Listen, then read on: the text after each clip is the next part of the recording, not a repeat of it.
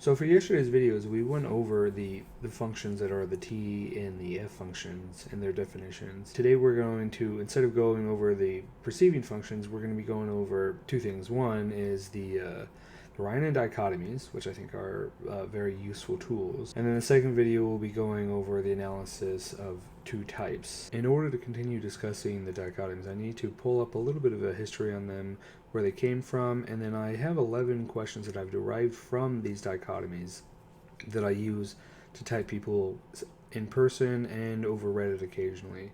And we'll be using a Reddit typing that I did as an example for what this process is. And with that, I'm going to pull up these dichotomies that I have listed here and read off this excerpt a little bit. So the Reinin dichotomies, or the Reinin traits, refer to a set of higher tier dichotomies that were derived from the first order Jungian dichotomies. Grigori Reinin, a mathematician and psychologist, one of the early associationists, mathematically proved the existence of these dichotomies, and their approximate content was elaborated by Astra Augusta. This information is derived from a research study on Reinin traits that was carried out at the Laboratory of Interdisciplinary Researches of the Institute of Biology and Psychology of Humans. Listed below are questions that I've derived from the 11 dichotomies. As you can see here, they go all the way down to dichotomy 11. And I will provide a link for you in the description below where you can read up on each of these dichotomies. And then going forward for the rest of this video, we're going to be analyzing the dichotomies in relation to this person and seeing what type they are. So that should provide sufficient amount of analysis for the dichotomies themselves. I may go over these dichotomies further in the future if that is asked for. So the dichotomies can be broken down into 4 different groups. The letter dichotomies, EI, NS, FT, JP, which I don't advise using at all. I think those are so loaded that they're virtually worthless, in my opinion. You will see them, obviously, in the way people behave and so like that, specifically the extroverted introverted, when you're able to watch someone and how they naturally do certain things. But they're, aside from that, they're pretty much worthless, and any like questions that are derived from them, people will immediately be able to tell, like, okay, you're talking about this axiom, and they'll answer however they've been trained and conditioned to answer. So letter dichotomies, the quadra dichotomies, dual and conflicting dichotomies. I don't have an appropriate term for this grouping yet, but I find that it's very easy to see the difference between the conflicting types, as well as, to an extent, the dual types. But more importantly, the dual types are able to really, they appreciate one another. So it's pretty easy to see these types, and this plays out when you actually look at what the dual and conflicting types are. We'll get down to that here in a little bit. And then the remaining 5 are just kind of grouped together.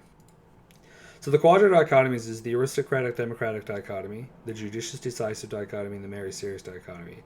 These dichotomies separate the 16 types into 4 groupings that each value one side of these dichotomies. In general, I like to use these dichotomies as a basis because they tend to be large brushstrokes. What I mean by large brushstrokes is that you can see clearly these overarching things. These are like the modalities in which they interact with other people to a large degree, and they're just like innate things that are fairly present. And I use large brushstrokes as an analogy because if you're trying to, say you're painting a landscape and you paint a hill, and then you go in with a smaller brush and you fill in the details of the hill to give the hill life. The painting of the hill would be these brushstrokes. So you're getting the majority of the interactions with these 3 dichotomies here. That's why I use that. Anyways, it's relatively easy to see where someone lies on these dichotomies, especially in person. These 3 dichotomies also form the baseline of the valued functions. Valued functions is something we talked about in our first couple of videos. We will be continuing our discussion of valued functions a lot more. In fact, I'll have at least one entire video dedicated to the notion of valued functions. For aristocratic democratic, the person answered, do you tend to associate with people? No. If you're hanging out with them, do you tend to associate them through the group with their friend in the band? And they answer yes, if I'm interested, no if I'm not interested. So This is the only one that's really like this, where the person doesn't really give enough information, enough analysis for me to be able to analyze their positioning on it, and these two things conflict. So even if they didn't conflict, I would be hesitant to use these answers, and I don't use these answers in my analysis. And going forward, we'll see how that takes shape and some of the problems that can be derived from that. And this is one of the reasons why getting these questions down is extremely important, as sometimes if I'm not able to get an adequate answer for something like this, it causes some confusion later down the road. Anyways, so they did not give a definite enough answer, enough analysis for me to be able to analyze them. Judicious and decisive. For this, they answered in a natural ready state, ready to do what needs to be done after the work is complete, blah, blah, blah. And they said, I'm more like, now that we know what to do, let's get to work and not waste time talking about it. So, going back to the questions, this is judicious decisive, which is up here at this one right here, excuse me. Do you have a mentality of let's prepare for work so it's most efficient, or now that we know what to do, let's get to work and not waste time talking about it? Both in a natural ready state and this let's get to work, not bother talking about it, not waste time talking about it, those are both decisive. Those are very clearly falling on the decisive types. And these are the types that you'll see the most extreme versions of them will be the ones that are up at like 6 in the morning and are all chipper and happy and ready to go and like bouncing around. They're the ones that kind of like they're deemed morning people by a lot of people. And just like that type A personality is oftentimes a decisive type, so on and so forth. That's the type of person that we're talking about here. And so this person is more of that type of person. Their little analysis here is like, yeah, of course, we're talking about something that you know more or less what you need to do, and so let's not waste time talking about it. Whereas the other side, the judicious type, will analyze it a little further, may come up with a more efficient way of doing it, so they minimize the amount of time they have to spend doing it. They're not going to have to like read into it. It's not like I'm talking about a complicated job. And so, okay. Yeah, this response strongly lines up with the decisive. The two quadras that are decisive are the beta and the gamma quadra. So the quadras are broken down based off of the valued functions, and they're broken together. So you have the mirror pairs, ESTP and ISTP, ENTJ and INTJ, so on and so forth. The mirror relationship is where the last three letters are the same, but the introverted and extroverted are swapped. Anyway, so it has the mirrors and then activity partners and duals. Anyways, Mary Sirius, the person answered truth is relative, but definitely there's a factual truth. And this notion of a factual truth is right in line with Sirius. Do you tend to share the correct way of doing something? There's no correct way. There's the way that works, and it can be changed or upgraded, even be created in an even better way. Little interesting wording there. If something is done incorrectly, do you ask who did the incorrect thing so they can learn the correct thing? Said, no, I treat everyone as if they did the wrong thing together and teach the right thing for all of them. This is not quite answering the way that the question is originally laid out. So here it says, something is done incorrectly. Do you ask who did the incorrect thing so they can learn the correct thing? Or do you ask why something was done incorrectly so to be sure that all parties understand the concept? The difference is who and why. This why here and this who here. The person responded by saying they don't ask who, but they tell everyone the correct way of doing things. The other side of this, the Mary side, would say, what was your thought process behind this? That would be what they're going for. Why did you do it this way? What was your thought process, regardless of who did it? And so the way they answer this initially says, okay, they're on one of these four. They answered on Mary's side of the dichotomy. But the way they answered is actually still Sirius' side of the dichotomy. The final one is, do you find ways of making work a better experience? No, work is work and it's not supposed to be funny. This is this goes along the actual the misunderstanding of Mary Sirius, where it's like Mary is jovial and Sirius is serious. And this obviously falls under the serious aspect of that. A married person would say they would find little games, or they'd do these things. They'd fill in the time. They'd give themselves little tasks to complete, and so on and so forth. They might make a competition out of it, depending on what their type is. So for 3 of the 4, they answered on the serious side. These dichotomies are typical generalizations, but they hold true for the most part. This is an example of that. Sometime during your life, they probably learned that it's best to give an answer once. That way you make sure that everyone understands the correct answer. I didn't bother giving them the analysis that the way they answered is still in line with serious, because that's not really relevant for what they need to know. This is providing the idea that there is actually some leeway here. These are not always going to be hard and fast, and they shouldn't be. For the reasons that I gave above, every person has the ability to learn different ways and come to different conclusions. So these are just going to be more or less approximations. That's one of the problems with using them, is they're hard to implement accurately. Serious quadras are the gamma and the delta. I've already laid out the gamma above here. Gammas are these. So the delta is laid out here: ESTJ, ISTJ, ENFP, INFP. From these 2 questions, we can infer that your type is probably in the gamma quadra. I'm going to ignore all. There is one potential type that scored high enough to discuss, but from these answers and the groupings on the questions below, I think we can narrow down what type you are. There are 15 dichotomies in total, 4 of which are the letter dichotomies, which I don't like to use, too much cognitive dissonance. 3 are the quadra dichotomies, and then there are a few that give you your dual type or conflicting type. Dual is the type that values all the same functions as you, but in reverse order. This reverse order means that they are naturally good at something you want, but you won't really want to do it yourself. An example would be the ENTP and ISFJ. Their letters are the exact opposite, but they have the highest potential, at least for romantic relationships. The conflicting relationship is where you value none of each other's functions, and your main function is the other person's polar function. Polar stands for place of least resistance. It's the function that you will actively try to avoid using. Using the ENTP as a further example, they have FI polar. So in conversations that dip in and out of FI, they will stick to the non-FI components and practically ignore the FI. When they are forced to deal with the FI component, they get anxiety.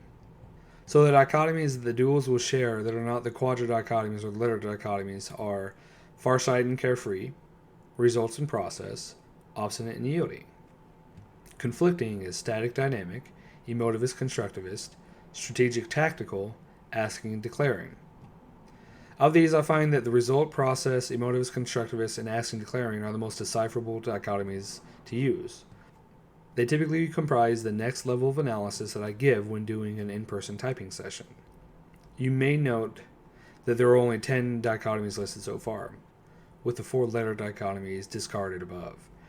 The 11th dichotomy is the negativist-positivist dichotomy. This dichotomy is one of the dichotomies that is not shared among the mirror relationship types. The mirror is about the IE axis. We talked about that earlier. Just to note, the negativist-positivist dichotomy is very weighted, very hard to use. There's a lot of cognitive dissonance when it comes to this. So I tend to try to avoid using it. And when I do, I'm trying to use it just to increase my ability to use it, essentially, or to analyze it, giving me further ways of analyzing it. Alright, so the next 3 dichotomies that we have listed here. Result and process. The person answered for dichotomy 2, which is result and process. Glance at the instruction manual somewhat erratically, but get what you think is the necessary information to build the furniture. So they just took one of the 2 options. They didn't provide further analysis, which is fine. When it comes to this is fairly succinct. There's not much. It's not very nebulous at all. These are the result types. I think this is a particularly notable dichotomy because there tends to be very few types that aren't decisive here. The result types are the INTP, the ESFJ, the ESTP, the INFJ, the ENTJ, the ISFP, the ENFP, and the ISTJ. So INTP and ESFJ are duals, ESTP and INFJ are duals, so on and so forth. Now we go down to the emotivist constructivist. These are formatted weirdly because I changed some stuff. So the person answered, yes, my mindset is adaptable for what I'm going to need, but I think the main characteristic maintains itself. That main characteristic is to dedicate myself as much as possible. So going back to what that question is he's talking about, this is the emotivist constructivist right here. Do you have a different mindset for different activities, such as work, school, and home? Do you have a favorite movie or some other blah, blah, blah? He's talking about this first one. what I'm asking is, does he get into a different mindset when he does certain activities, such as when he is working out? Does he get into a mindset? Does he get into a mindset for when he's doing his schoolwork? Does he get into a mindset when he goes to the gym? Does he need to go to the gym in order to work out? Does he need to go to the library or some specific room or some area, or strongly prefer, I guess I should say, in order to study? Does he need to segregate his things? Another example of this is, does he have specific friends that he goes and does specific activities with, or does he in general want to do multiple activities with each person, not really care, not really provide that type of preference? So going back to this, he doesn't really answer along that at all, and therefore I can't really use this. He does answer the following one. I have a favorite movie, maybe two favorite movies. And then he says, I like to watch YouTube videos, cartoons, etc., etc. So this doesn't go into the same thing. One thing about this, do you have a favorite movie, some other form of medium that you enjoy watching? I'm talking about, do you have a favorite medium that you enjoy watching repeatedly? Do you go back to? So with this in mind, I think this is probably the second time I've had this problem where they haven't quite realized what I mean here. I'll probably have to clarify this dichotomy a little bit. But what I'm talking about is, do you have a movie that you will put on just to watch in the background, just kind of like just have? He didn't really answer in that manner. So the third part is, he said, I try to separate my emotions, even if I'm offended by what someone did or said in that conversation. I try to ignore that offense. And so that goes down to here. Do you find it necessary to adjust your emotions to a conversation you're entering, or are your emotions separate from the conversation?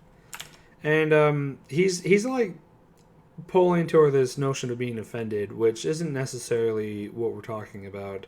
So in total, none of these really hit with this guy. So this answer isn't quite on the accent that I meant for it to be, but you do have some indication of constructivists. So I'll need to ask some clarifying questions.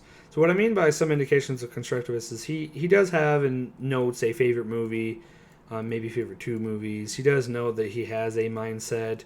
Whether or not it's a mindset that's like, okay, I'm now doing this task, I therefore am going to get into the mindset of being good at it or being dedicated. Or it's I got in the mindset to do the task, I'm now doing the task. That's the distinction that I'm looking for, a little more, at least. And then I try to separate my emotions, even if I'm offended by what the other person says. This kind of indicates that they don't tie their emotions to the conversation. It does indicate that, in fact, but the analysis is in a way that I'm not 100% like sure that they know what I mean. So I ask these clarifying questions. Do you feel it's necessary to study at a specific place or go to the gym to work out? Do you have friends that you do specific activities with? Do you prefer when people offer concrete solutions instead of comfort or sympathy? Do you tend to concentrate foremost on the emotional background of interaction with business as a secondary concern? Do you have a mentality of, if a conversation is emotionally negative, I consider it wasted? So these first three questions go towards the constructivist side of the dichotomy, and these last two go towards the emotivist side of the dichotomy. The way he answers each of these will dictate which side he actually is on, and hopefully he'll provide enough analysis for me to be able to fully come to the conclusion of which side he's on. Yeah, it should be fairly obvious once he fully answers it. Lastly, we have the asking declaring dichotomy. So he answers, make questions that are post-like statements, wait until there's a breakpoint specifically for asking questions, listen quietly and attentively. I don't have a problem talking to more than one or two, three persons at a time. I do both types of questions depending on the situation. So we'll get to this and we'll get to these in a second. But the first three are very clear declaring activities. This is someone that is definitely in the declaring side. And this here notes or indicates that they're probably an extrovert. If they're able to talk to more than two or three people, I think that's how they're understanding this, is that they're an extrovert or whatever. They don't have a problem talking and hanging out with multiple people. I think that's how they're deciphering this. And the data backs that up quite a bit. I do both types of questions depending on the situation. So what he's talking about is, do you find it not that one.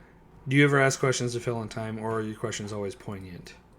And Depending on how extroverted you are, will really kind of depend on how much you abide by this one. This goes back to the idea that all of the types in relation to each of the dichotomies will lie somewhere on a continuum of how much they abide by each side. But between this and this an answer, that tells me that he's probably extroverted. I'm not going to go off of that. I'm not going to use that as the basis for saying such a thing, but it is an indication. The first three ways he answered this are very declaring, and these latter two can be asking, but this one is not asking, and this one is not fully asking either. So this fairly clearly indicates that he is on the declaring side of the asking-declaring dichotomy. It also points to the notion that he's extroverted, like I said, so on and so forth. Declaring types are labeled here. These are both the mirror relationships as I have them listed here, but they're also the conflicting relationships. The ESFJ is INTJ, and so on and so forth. Okay, so from these we can hone in a little bit, taking the results in declaring types that he has answered adequately. Results here, declaring here. We get these types, and when analyzing this list, the four types that share both of these traits are going to be the ESFJ, the ESTP, ENFP, ENTJ. This further corroborates the idea that he's an extrovert.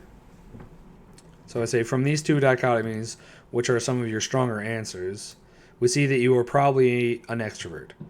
The quadra dichotomies indicate that you are probably in the gamma quadra, but some aspects of the test indicate that you may actually be in the beta quadra, specifically being ESTP. So these are the beta types. These are the gamma types. The 5 remaining dichotomies are the farsighted and carefree. He answered as farsighted, which would put him as an ESTP. The obstinate and yielding, both of those are going to be ESTP and ENTJ. And he answered on the side that is both of those, which is yielding. Static and dynamic, he answered on the side that is ESTP. He answered in a static fashion, although this one is fairly hard to use. Strategic and tactical, he answered on the side that is strategic, and both would use that. And then negatives, positives, this is the one where he answered that's purely the ENTJ side. And again, we have the problem with cognitive dissonance. This notion of being a negativist or a positivist is something that can be drilled into someone to the point where they can and often will look at things and say, oh yeah, I'm one or the other. Even though that may not necessarily be true, or it is actually true, and that's a learned or conditioned response. The results of the quadra dichotomies indicate that you are probably an ENTJ. However, the ENTJ is the benefactor of the ESTP. Benefactor is a relationship type, which means that the ESTP would appreciate how an ENTJ acts, and in many cases would want to do that themselves. For this reason, I think we should get your answers before finalizing the assessment. Conversely, the remaining 5 dichotomies indicate that you are an ESTP. 4 out of the 5 answer clearly ESTP, and the 5th one, the negatives positives, is questionable due to societal pressures and cognitive dissonance. In conclusion, using the 4 dichotomies, we can see that you are either an ENTJ or ESTP. The emotivist constructivist dichotomy should clear up which one you are. So this is the analysis of this particular person that's probably an ENTJ or ESTP using the quadra dichotomies. They did respond later to the last dichotomy, the emotivist constructivist dichotomy, and they did indeed answer completely down the line as being constructivist, which reinforces the idea that they're an ESTP instead of an ENTJ, which is kind of the area that I was leaning towards with the conclusion. Anyways, the process of using these dichotomies, it's not easy to do. It's not easy to automate them because if you try to, people will start to understand what you're pulling at, and then they'll have some sort of cognitive dissonance towards that dichotomy in itself, and therefore the usability of that dichotomy goes down drastically. Also, people tend to have a negative opinion on certain types or certain functions, and that is due to societal pressure a lot of times. A good example of this is this person. They didn't really like the idea that they're probably an ESTP. They were more interested in being an ENTJ, and this is what they said. These answers go hand in hand all the way down. All 5 of them are on one side of the dichotomy, the constructive side of the dichotomy. And this is what they wrote. They deleted their account since I've been able to interact with them about 4 hours ago, or however long they deleted it. Said, I can relate a bit with ENTJ, not as much with INTJ, but definitely not with ESTP. Do you think I could be making bad use of my function or not having enough self-awareness? In conclusion, this person doesn't have enough self-awareness, but they're trying to think that they're this type when they're this type. And the reason why is because being intuitive is oftentimes seen as being more intelligent or something like that, which isn't true. There is a correlation with abstraction and intelligence in the form of abstract intelligence that we see on tests, but ESTPs can and are very intelligent. ENTJs can be and are very intelligent as well. And they can also be incredibly average. So this person here, they don't want to identify as an ESTP, therefore they're not going to even bother for the analysis at the end, for the conclusion, and then just deleted their account. Anyways, with that, I've gone through the example typing using the quadra dichotomies and the amount of analysis that has to take place in doing so, trying to illustrate that these dichotomies do indeed exist, are valid, and while their analysis and usage of them to form the tests online, which is where a lot of the online tests come from, while that's misleading, having someone sit down and type someone based off of these dichotomies can and will lead to typings that are correct. The person that we just typed has been particularly not elated with the notion of them being an ESTP, but for the vast majority of my typings, I've been able to accurately predict and determine what type someone is. The most notable example is my roommate, who is an ISFP. And originally we thought that they might be either an ESFJ or an INTP or a couple other types. The very notion of them being an ISFP was ridiculous to us at first. But after I typed them, I didn't tell anyone the typing because it was like, okay, this is probably not accurate. But 2 weeks later, sure enough, we came to the definitive conclusion, or my roommates did, that roommate is an ISFP. And then I shared the information and how they test and stuff like that. And it turns out that their underlying value functions clearly indicated that. And when you were able to parse through their societal pressures and biases, yeah, that's what type they actually were, was an ISFP. But for now, I think this will be sufficient for this introductory video to the idea of the Reinin dichotomies and their practical application in typing people. I hope you enjoyed this video. If you did, please hit like and subscribe. And comment down below if you have any video ideas that you want me to go over, or if you want my analysis, or if you think I'm wrong, and so on and so forth. Leave a comment. I'm actively looking to engage with the community. Thank you so much.